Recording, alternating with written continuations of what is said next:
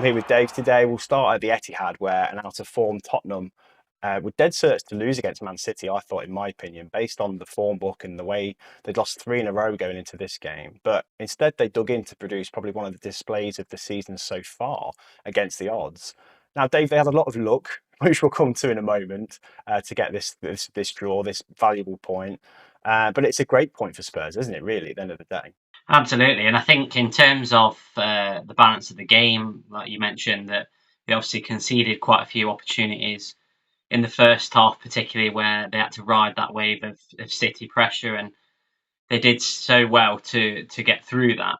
And I think you just got to applaud for the way that the way they played in that second half, the amount of sort of character and you know really showed that sort of that metal and the steel, the Mm. nerve, really, to be honest, that they showed to play the way that they did and continue to sort of press high and win the ball in those high areas, which obviously where the second equaliser came from, was it was really showed how far they've come, particularly as a team, and really how much they've transformed actually in terms of their style of play. It's still crazy for me to think the way that they do play now, considering the style of play they've had over the last couple of years, 2 or 3 years, where you know fans are frankly bored of obviously the way that they were playing, but they're so easy on the eye now, and it really looked like, to be honest, in that second half, like there was only going to be one team Mm. probably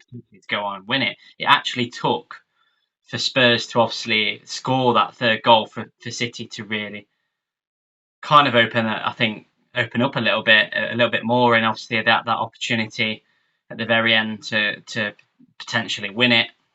Um, we'll talk about that in a minute, but I just thought that the way they actually took the second half, kind of the ball by the horns, really, wasn't it? Yeah, Um, well, they had to make a change at half time, didn't they? They brought on Højbjerg, and that made a big difference because Brian Hill started the game and wasn't really doing anything for them. They just needed more numbers in the middle. So fair play to Ange Postecoglou for making that choice quite early on, because the first half was pretty much all City. But yeah, the second half, as soon as they made that switch, it felt like the system kind of worked for them again. And I know Ange Postecoglou's kind of been criticised for sticking to his principles and playing the same way even when his team's kind of under the cosh. And I think it's been kind of dubbed as naive a little bit to continue to play that way. And I know when they were, shorter players, when they got players sent off, they continued to play that way in previous games, got punished for it. But on this occasion, it felt like it paid off. It felt like the right approach against the City team that were kind of worryingly open. They conceded a lot of goals, City, in the last few games, haven't they? And drawn three in a row now. And I think they sensed an opportunity, Tottenham, to take advantage of that.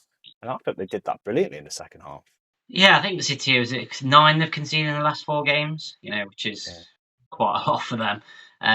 But in terms of how Tottenham have played actually the last few games, I actually don't think they've done too badly. And obviously they've been Mm. missing some of their biggest players, obviously due to injury, and just really unfortunate in that regard. And obviously Postecoglou came out after the game, didn't he, and mentioned that he's kind of had to slot a few players in probably not their favourite positions, but he's kind of had to Yeah. work around that. And for me, I think he's got to get a lot of credit, and he doesn't. I think he doesn't really want to move away too much from the way he's playing at the minute. He doesn't want to kind of go for a different approach, which just shows kind of it's quite. I find that quite admirable for me, to be honest, in that he's stubborn in his approach, but he also wants to kind of proceed with the way that he is playing, and I think it's great, to be honest. In terms of, I think they'll take a lot of confidence from that game, the Spurs players, Yeah. and I think really, especially that second half, can you imagine the confidence that they've probably taken from that second half? Oh, yeah, massive. Well, they'd lost three in a row before this game, hadn't they? So they needed to not lose, basically, or not get smashed by City. And I think a few kind of pundits have predicted that that was probably going to happen before the game. I don't think many people had Tottenham as getting a point, even let alone three.